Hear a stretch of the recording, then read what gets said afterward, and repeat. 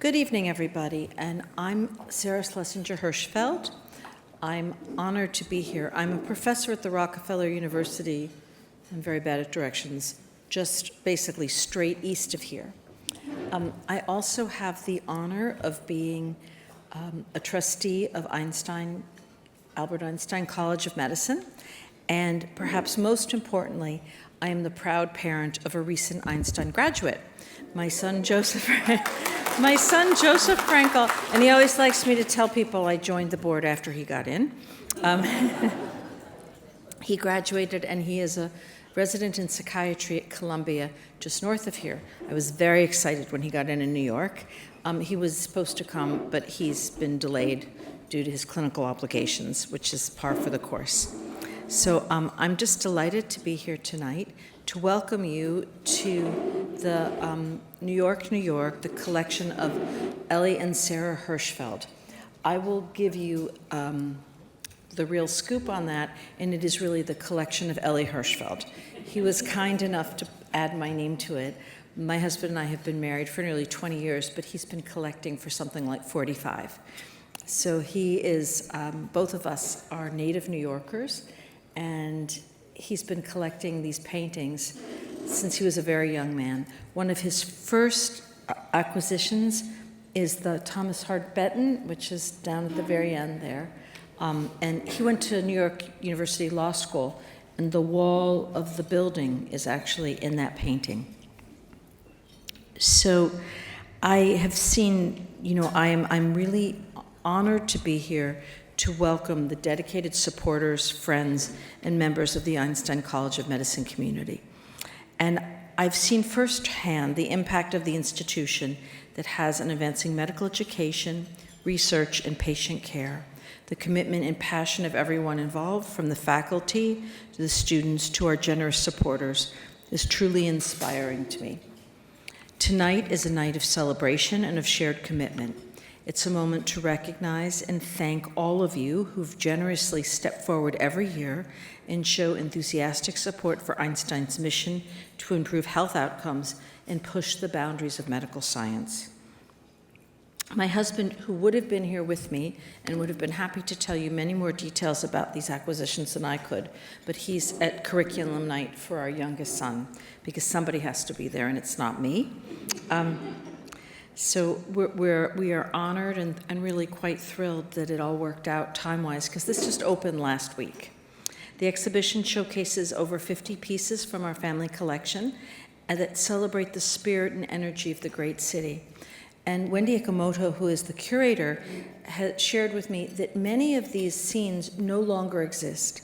So historians come here to see things of New York that are bygone, but many of us remember fondly. So it's a great pleasure to bring two institutions that are close to both of our hearts together this evening. This tells the story of an ever-evolving New York, changing sometimes for the good, sometimes maybe not so much for the good, but changing nonetheless. And Einstein is part of that story, both scientifically, medically, educationally, culturally, and socially.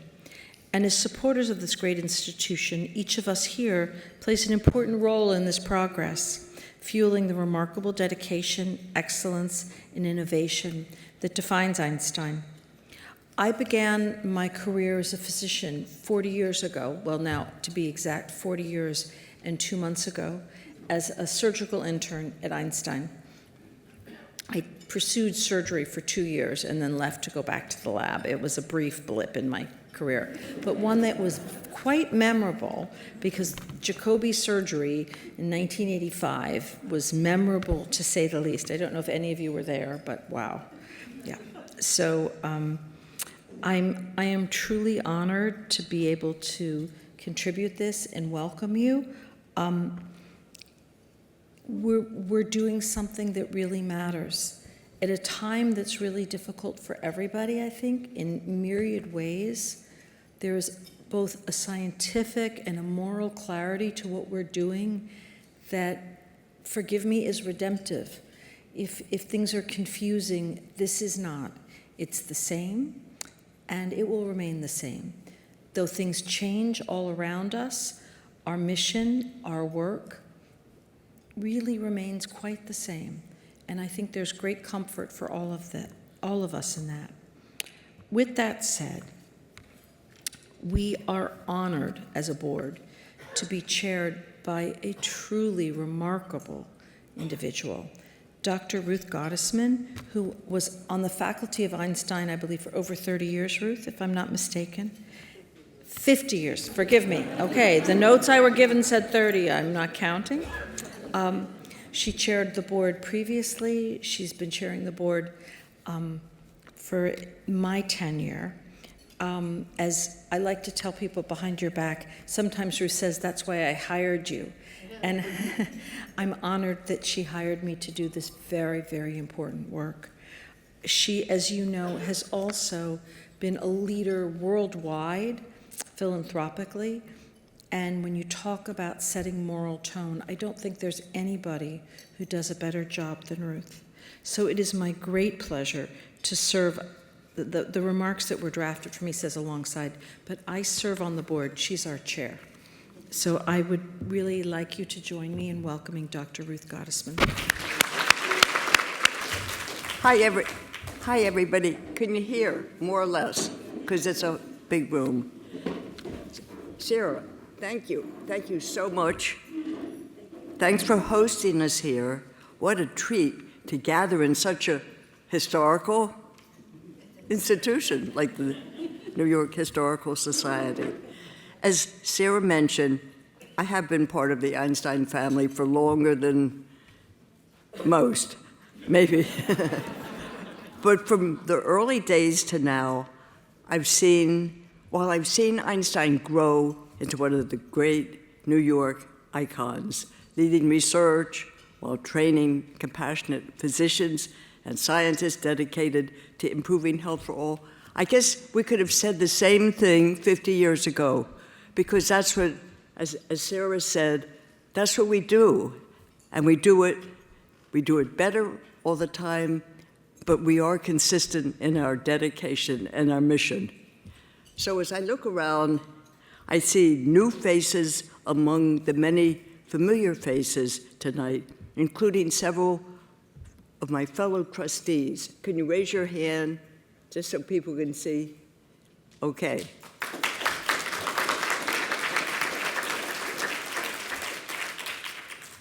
This room, full of so many people, underscore that our efforts to strengthen leadership, annual giving, to strengthen it, are succeeding because we're trying to grow the Dean Society. And I think somebody used very good fertilizer because it's really growing.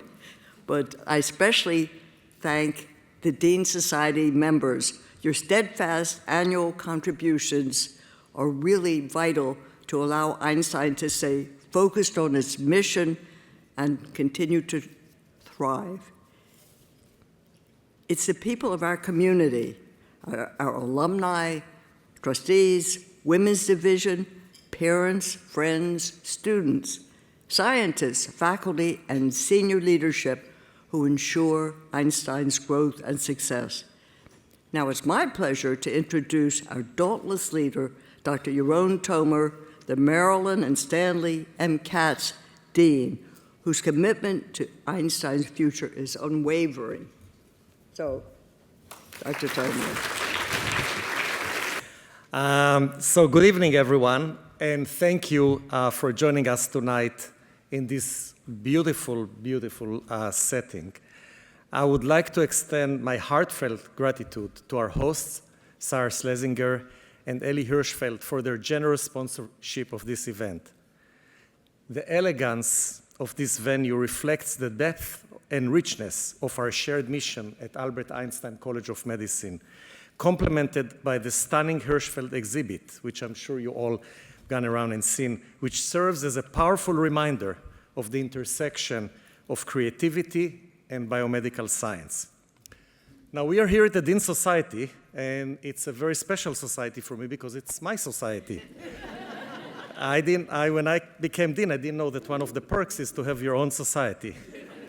And it is my privilege to express my sincere appreciation for your unwavering support, the society members. Your presence tonight speaks volumes about your commitment to advancing medical education and the well-being of our Einstein community.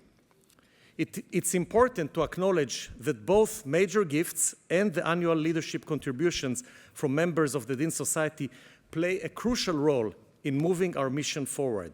Your investment provides us with the essential resources to enhance our educational landscape, tackle significant challenges, and drive impactful change. You make a difference. And there is no better return on investment when you invest in education. This is the best investment you can make.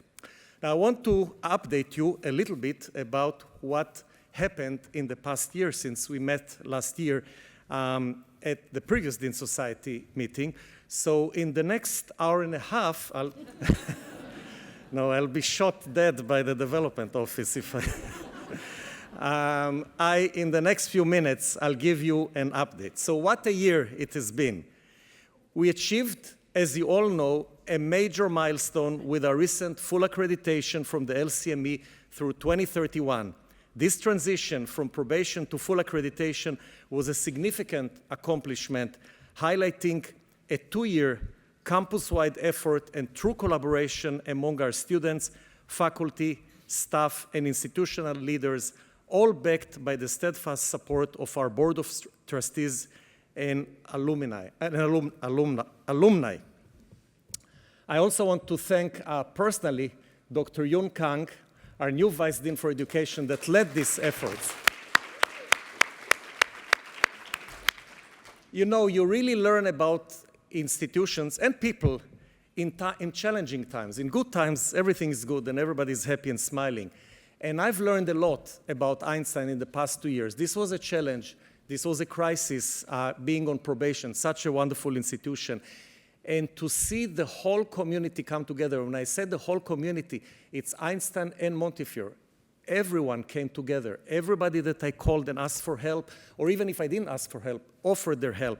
And this is really the true strength and uniqueness of our institution, how we came through this so well.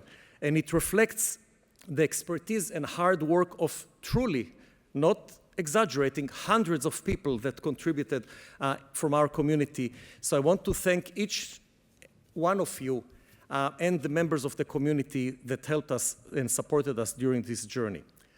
Some additional updates. During this journey, we appointed a new amazing Senior Associate Dean for Medical Education, Dr. Amanda Ruff. She is a proud alum, not surprisingly, of Einstein and a respected professor of nephrology. She brings a wealth of experience to this leadership role. Last month, we commemorated the opening of the Harry Gordon Anatomy Lab and Surgical Skills Center. This state-of-the-art facility integrates advanced technology with hands-on learning, featuring simulated, fully equipped operating room where people can study surgery. It's important for the residents, or test new equipment to enhance surgical skills development. And we're deeply grateful to our donor for their generous support. I met some of you who talked fondly about remembering their anatomy course when they were at Einstein. Well, now it's a totally different experience. There's monitors all over there, top-of-the-line instruments, and you can learn in a totally different experience. I welcome anybody that wants to visit. I'll give you a private tour, my own special tour of Einstein and the Anatomy Lab, and you won't regret it. The Marilyn and Stanley Katz, thanks to Marilyn and Stanley Katz, we unveiled the Marilyn and Stanley M. Katz patio. That's a beautiful 1,800 square foot enclosed but outdoor space where students can unwind, socialize, or study. It is another vital addition to our efforts to enhance the student experience and provide inviting spaces for relaxation amid the rigorous schedules. Just in the past couple of years, we opened Albert's Den, renovated completely the library, and now we opened the Katz patio. I wish I could be a student again, because I'm not allowed in this. You swipe your card, only if you're a student, you go in. So sometimes I have students sneak me in there. They have 24/7 cookies and coffee, and it's just a wonderful place to unwind, to start. Really makes you want to be a student again. We also celebrated, this is very important, our 1-year anniversary of our Learning Communities program led by Dr. Sandra Oza, which is an incredibly important program. Actually, one of the good things that came out of the crisis of being on probation was the establishment of the learning communities. They promote professional identity formation through coaching, career advising, and clinical skills training. Basically, our students come in. We have a large class. We have a lot of students, over 700 students, can easily get lost. They are divided into 4 houses. Each house has 7 to 8 faculty that work with small groups of students. Every week they meet. They both give them career advice, professional advice, and teach them the clinical skills. This is wonderful, but you don't have to believe me. In the next issue of the Student Einstein magazine, the quarterly magazine, named, by the way, by the students, At My Einstein, which I will send all of you, the students, it's written by the students, write about the learning community's experience after 1 year. And I had the privilege of already reading this article, and it's incredible to hear from the students directly how their whole experience at Einstein has changed since we started the learning community. So this is now becoming one of the integral parts of the student experience and is a wonderful achievement. We also achieved, as usual, a massive impressive match rate of 98%. So 98% of our students matched to their choice of residency, and incredibly, 20% of our graduates chose to remain in the Bronx at Montefiore Einstein or its affiliates Jacobi, highlighting the commitments of our students to our Bronx community.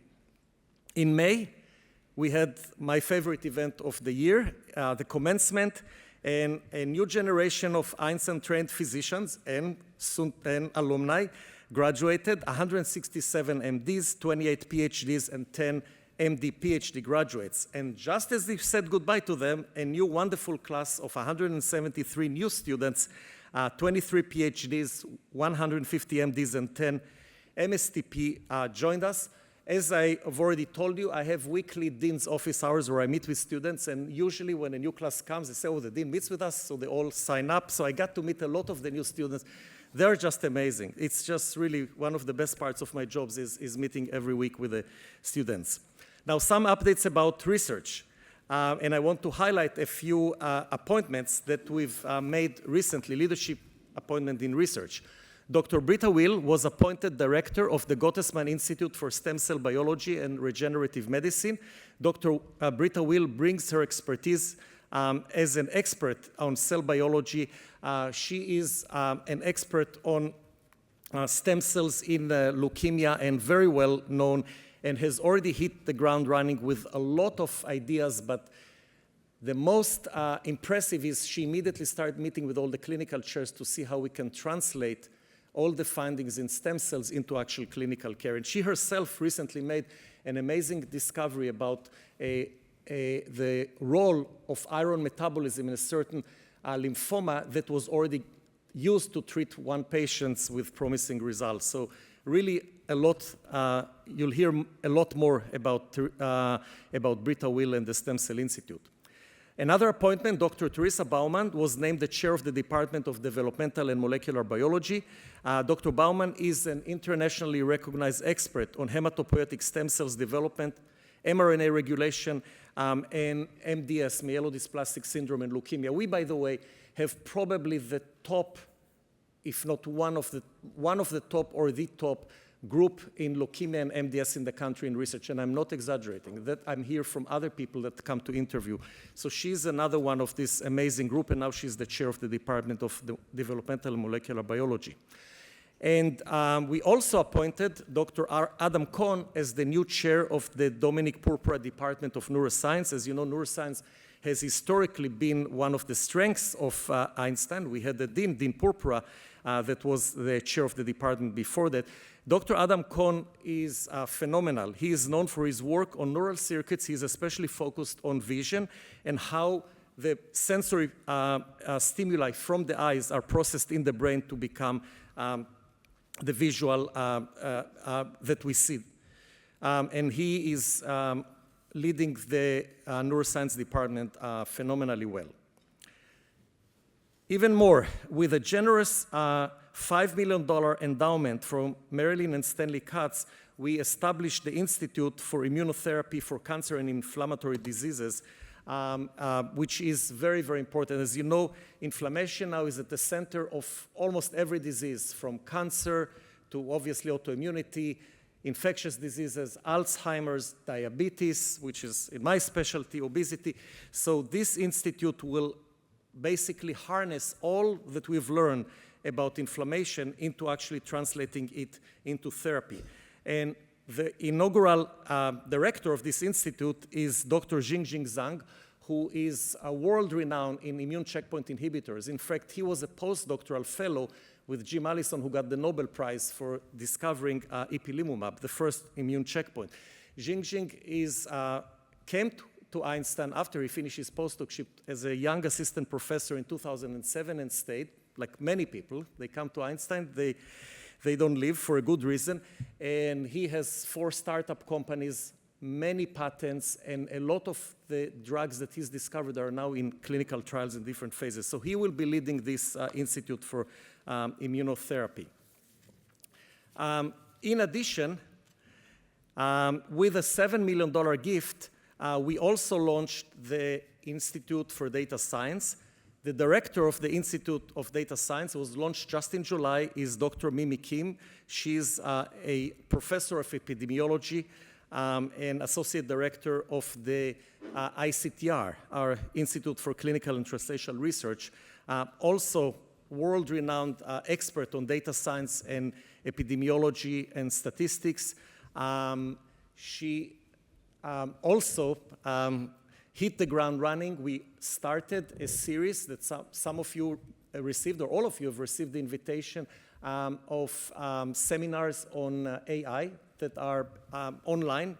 So you can join us, have been fully booked, and is basically going to use data science and AI to advance research, of course, clinical care, and in education. In fact, today's lecture in this seminar series on AI was about using AI in education, how is it transforming medical education.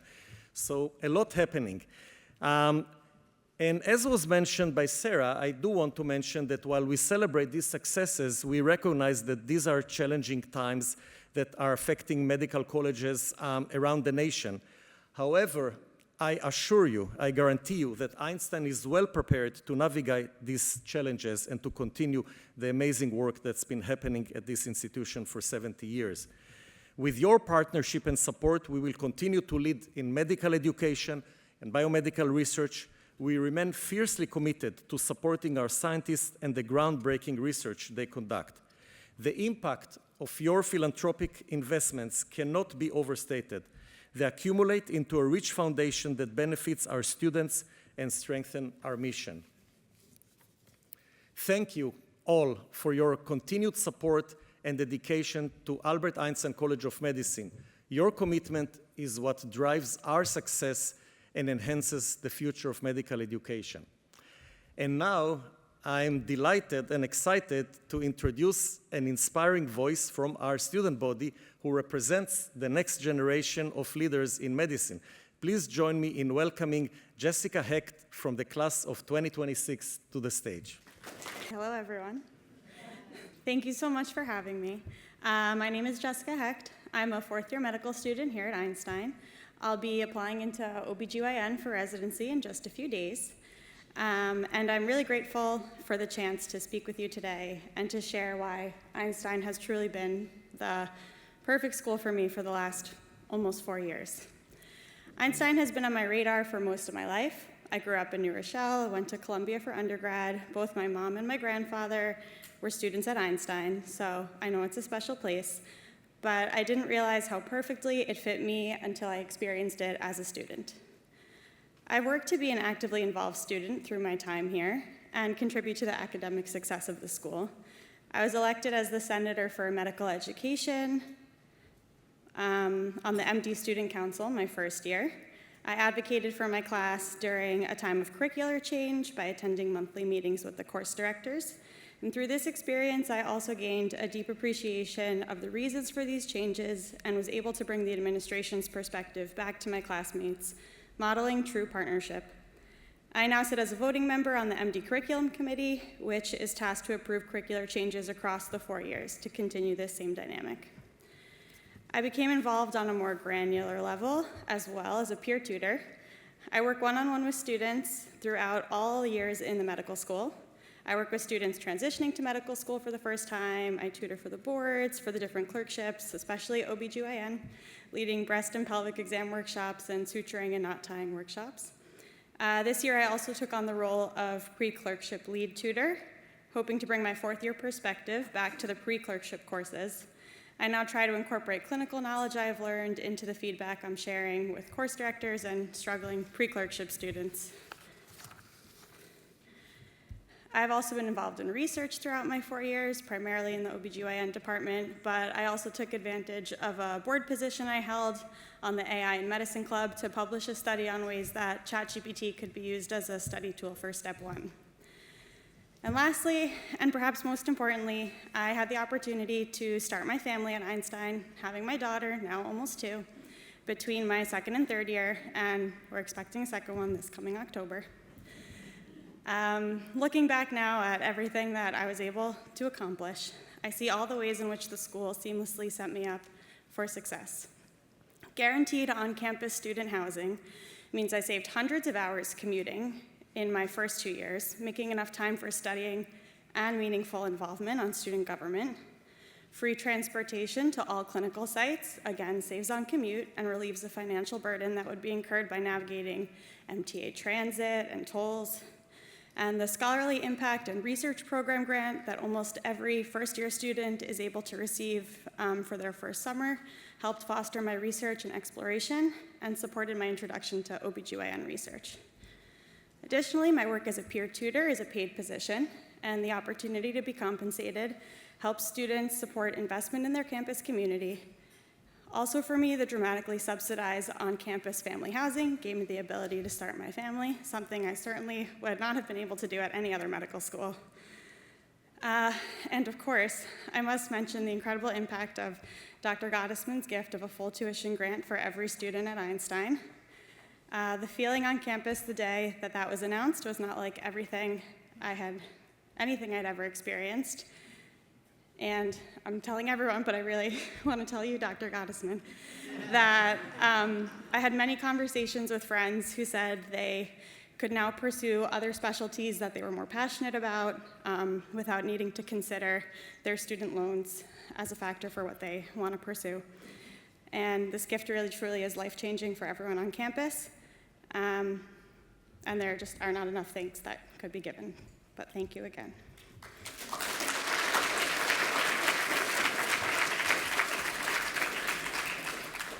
Altogether, these small and big ways, Einstein has seamlessly relieved many financial burdens of living in New York City. Cost of living, expensive transportation, commute times, really gives students the gift of time to explore what they're interested in, contribute to campus life, and leave medical school as balanced and well-rounded future residents and physicians. Thank you all for your continued generosity and support of the students at Einstein. Your many and varied gifts contribute to a student body free to pursue diverse interests, both within medicine and their personal lives.